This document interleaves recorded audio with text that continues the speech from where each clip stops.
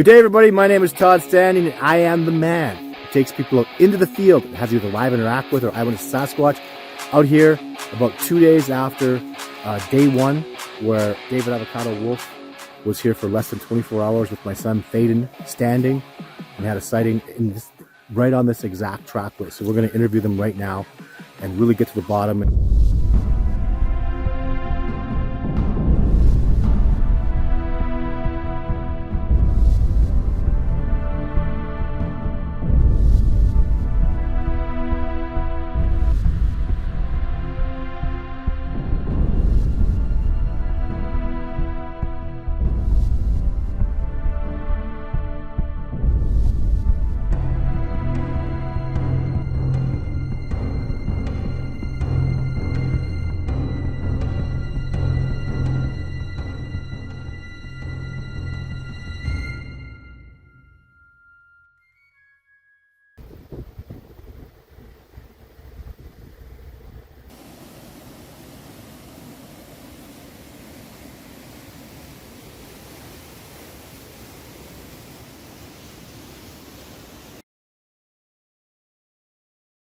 So we're going to interview them right now and really get to the bottom and piece this all together as best we can. So what I remember, here's my accounting, is how this started was one of the e-bikes broke down. There's hills over here. So I'm pushing the e-bike up. I literally told my son just to go back to base camp. I'll be there in 20 minutes. Just chill out. I'm going to bust my ass and get up here. They stood at the top of the hill, spot over there. There's the spot. So see, there's a cut line over there. And they were at the top of this little ridge over here. And they'd stopped and were talking, and Thaden came back down the hill when I was halfway up. Hey, Dad, there's a Sasquatch over here. So legs are burning, can't get up the hill fast enough. But I'm looking at these two, really excited and talking and literally clearly having seen something. So I'm going to start with Mr. David Avocado Wolfe himself. Sir, was my assessment correct that you just heard me talk about? Yes, I came up to the top of the ridge over there first. Mm-hmm. There's a cut line there on the right side. Mm-hmm. My left from, it was my right side coming this way, but left from the way we're looking. Mm-hmm. And I just laid the bike right down there, and I was waiting for Thaden, and I just saw something black in the bush right here for a while, like a couple minutes before Thaden came, and I kept going. It kept getting bigger and then smaller and then bigger and then smaller. I was like, what is that? And so it looked to me like the head and then the shoulders up to about right there, all really dark, like black. Yeah. And it stayed there. Yeah. So, Thaden got there and I said, you see that? Check that out right there. And so I kind of pointed out this little berm right here, this little gully. And I said, it's just to the right of that. Oh, wow. And so that's when he started looking at it. And he's like, yeah, there's something there. How's your vision? Very good. 20/20 vision. Okay. Yeah. And this Thaden with the glasses on, perfect. Just new glasses, about 1.5 years old. So you guys saw head and shoulders above trees.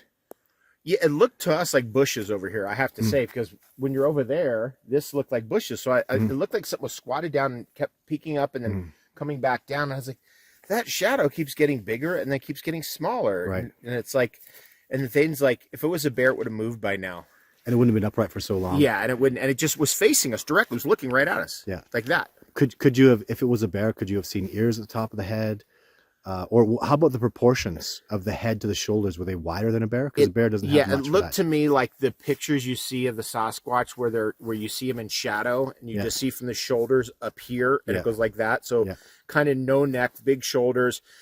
I never thought it was a bear, not even for a second. But Thaden, obviously went through that possibility, but it didn't move. It was there. I mean, it didn't move its position for at least 3 or 4 minutes. Could have been longer. And then then he went and got you. Yeah. And then you came up to the top of the hill, and then we started coming down. So I was like, okay, let's see if we can keep an eye on this thing as we came down. And then that's when you saw movement. As I came down, I was actually, I don't know, about halfway down, and I started thinking, there's one on the left, just instinctively. And then pretty much right after that is when you said there's one on the left. Yeah. I don't know if they were the same one, but it could have been the same one, but I don't know. So you came down the hill. Oh, first thing is, so I don't even know. David's telling you there's a Sasquatch. What are you seeing? So first of all, I come in and I hear him say, you see that thing over there? I'm like, okay, what thing? I start looking over, like, in this direction, first off to the left of us. And I'm like, okay, I'm looking over there. He's like, no, look down the berm and then to the right a little bit. So I'm looking, and all of a sudden I catch eyes with it. And I'm like, I look at what he's pointing at, and I'm like, okay, what is that? At first I was like, maybe it's shadows, like he said. Maybe it was like a piece of burned wood on the tree. I was like, that couldn't be it, because it wouldn't be just one piece of burned wood on the entire wood should be burned. What if it's a? He was like, let's go down there and look at it. I was like, no, it could be a bear. So I waited for another minute. And I was like, okay, still another bear, because a bear would have fallen down by now. It was only stuff like they only stand up for about like a minute max, not even that. Yeah. And so we're like, okay, that has to be a Sasquatch. It's like it's getting bigger. So like it's like going down, it's peeking back up. It's going back down, it's peeking. And that back is up. not bear behavior. No, Bears it's go not. up and come down. Yeah. They don't bob whatsoever. So now you're Yeah. talking completely. And we've seen a bear out here already. We have Yes. seen a bear, Yes. and this definitely was not a bear. It didn't look anything like the bear we saw. Like I can attest for you. You've been around bears your whole life. We used to Yeah. see them on a daily basis. You have a tremendous amount of experience in the wilderness with bears. Yeah. So what makes you, color-wise, what color were you saying? Jet black. Jet black.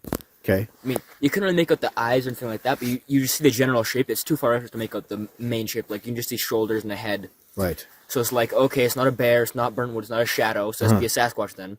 And it's like bobbing up and bobbing down, so I go over and I get you. Yeah. I'm like, Dad, there's a Sasquatch, obviously. I run back over, we keep looking at it for a minute. You come in. Then, as he said, we come on down, and as David said, then you see one on the left of us running by. Let's hold on a second here. So when I got to the top, though, it wasn't there anymore. No, it was still there. It was still there. You guys were still seeing it? Yeah. Yes. Yep.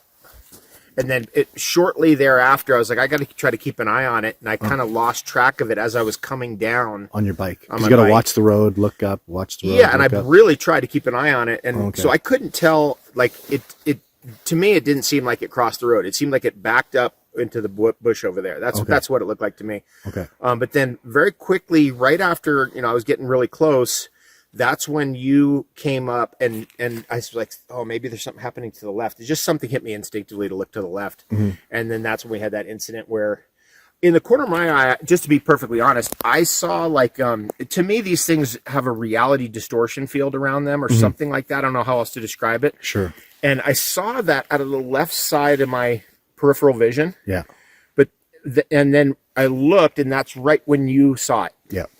So that I didn't see anything really, but I saw, I didn't see any figure, but I saw something shimmery, or I don't know how else to describe it. I think a reality distortion field is probably the best way to describe it. Yeah. I didn't even know to look. They just said, in fact, I was misunderstanding. I thought that they weren't seen anymore. And I thought David was saying, I have a perspective on where it is. And I just misunderstood him, because it's a very exciting moment. These guys are literally lit. And so am I. I'm so happy they've seen a Sasquatch. It's very fortuitous I wasn't up here, though, because they had minutes to stand and watch. If I would have been there, would have been coming down immediately. And their way was better, because this is the sighting that they required. These gentlemen got exactly what they needed at the same time. And I'm seeing similarities between these two that's very, very impressive. These two are like on a level that's, even though we're talking 15-year-old and 50-year-old, there's an exceptional amount of similarities. They have the same things they enjoy. That he did the same thing growing up. So there's a reason these two people had this sighting together, and that I wasn't there. And when I came down, and I'm telling you, in this bush behind me, so it was in this area further down. Yeah, we actually think it could have been right there. If you want to show them that Sasquatch. Yeah. Why don't we show them the footprint? Yeah, there's a footprint from a female over here. So right there. Yeah, right here. So like here's the big toe. Yeah. Then like the total footprint is like Yeah. there. And this is I have pretty a much 10 where I have we an 11-inch thought foot. it was. Yeah. So this is like 15 inches, 16 inches. Yeah, 16 inches. I don't think it could be here, though, because you wouldn't have been seeing anything popping over this tree. This tree's too tall. I'm looking for trees that I are don't down see there a anything little else bit. I don't know anywhere else it could be. I thought it was here entirely. But it can't be. You couldn't have seen a head popping over then. Listen for a second. There's the bend right there for me to look at. Yeah? There's the turn I was looking at before. I come back over here and I look to the right, and it's right here is where I saw it. Yeah, me too. Exactly. See, we know So it because this it gully could've been right further here. up. It We had to made have been it right that in would here make sense. somewhere. Well, then, how is it popping over or something then? Maybe it was big. I don't know. Yeah. How big could it be? Maybe it could have been up here and Yeah. just peeking over, and then it stepped down that way to get out of here. It could have been up there, and the reason why that, you could see our view is blocked to the ridge up there. Right. But it might have been popping up above just this tree right here. In Oh, fact, we hold should on, look for hold tracks. on. Look, even here. Whoa, geez, look it's up so here, high, actually. guys. It's so high. Maybe it's just like tilting over or something. We're just theorizing here. Yeah, we'll have to come back and look for tracks, and then just to finish off the encounter in entirety. So we did go into the bush over there where I had seen the Sasquatch running, and then about 5 minutes later, Baden. Yeah. What'd you hear? Well, it wasn't 5 minutes later. So maybe like 30 seconds into it, I heard a hoop from like a whoop. Yeah. Just like something light, fast, like that from Right. my left as we were going in. Yeah. And so that's, if you watch Survivor Man season 2 Nordegg, when Survivor Man himself was out here, that's the sound I was hearing. And then ultimately the sound he started hearing, and pretty much confirmation that there was a Sasquatch out here. A 12-inch younger Sasquatch was following us around for the time that we were out here. Less activity, but on that expedition. But How long ago was that? that was 2014 specifically. So 10 years ago. The same individual. No, 10 years ago? No. Maybe. No, there's no chance of that. What do you mean 10 years ago? That Sasquatch was 12 years old. He'd be 22. Yeah. So what if that's the case? I mean, we saw this female here. What if that one that you saw was like 9'4" or something? What if that was one down here? Yeah. Like same individual maybe. I never, the Sasquatch I saw was only 8 feet-ish. He, even if he was coming close to 9 feet, he didn't have the structure of a fully grown male. Oh. He was younger. There's no way that was an 18-year-old Sasquatch. He was younger than that. So lots going on here. So forget about, we've had tons of live interactions. Lots going on. The other thing that is amazing is the Warren and Annette, who are people, native indigenous people that I invited to come out here, and they've been out here for years. They were, so this is, talk about correlation.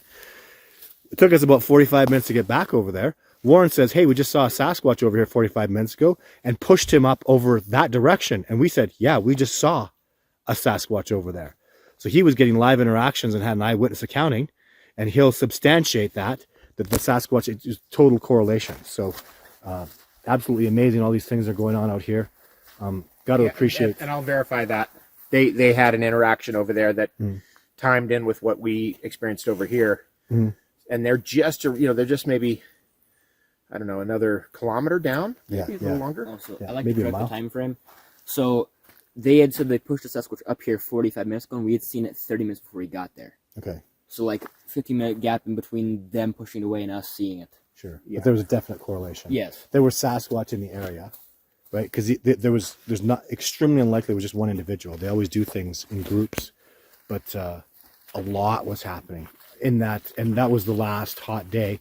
Now, when you look around at the terrain dealing with now, it's soaking wet. Like everything is drenched. We've actually, Edson is far from here, but not too far from here. They've been washed out dramatically by the massive amounts of rain, and we've experienced that as well. We're gonna have a hard time getting our trailer out because we basically have to go through swamps that were all dried up, and just didn't expect this much moisture, which has been weeks and weeks, probably 3-4 weeks of drought, and the forest fires were starting up, and then in the last 48 hours we've gotten a massive amount of rain that's done serious damage to specific spots, roads, and Edson included.